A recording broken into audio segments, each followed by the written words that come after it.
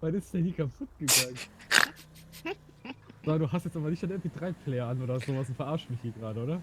Nein, sowas würde ich doch niemals tun. Würdest du, deswegen frage ich dich. Nein, also irgendwas stimmt wirklich nicht.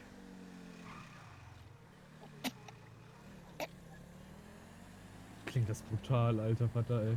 Tja, Isaac hat mir übrigens erzählt, du wartest trotzdem an der roten Ampel, bis sie grün ist. früher ja. Oh, die Ja, Polizei. als du den Führerschein gemacht hast, auch, sagt er mir. Ja, Kannst halt auch übertreiben. wen meinst du? Ja, du. Ja, ich war mir jetzt zu dem Zeitpunkt nicht sicher, wegen der Stoppregelung. Ich hatte noch keine Zeit, mir diesen Was Gesetzestext zum... anzugucken. Was? Ist hier What? alles da.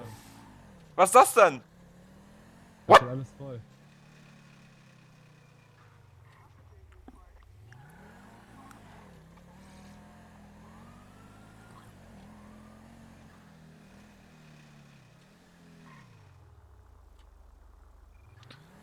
Ähm, eine Frage, wie kommen wir gleich wieder zurück?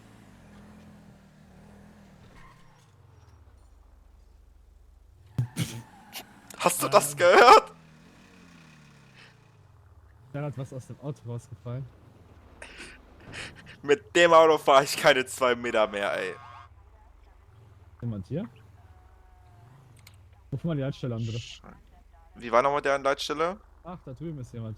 Ah, ich habe ja eingespeichert. Ha. Oh, wo kommen die denn auf einmal her? Keine Ahnung. Ich geh mal fragen.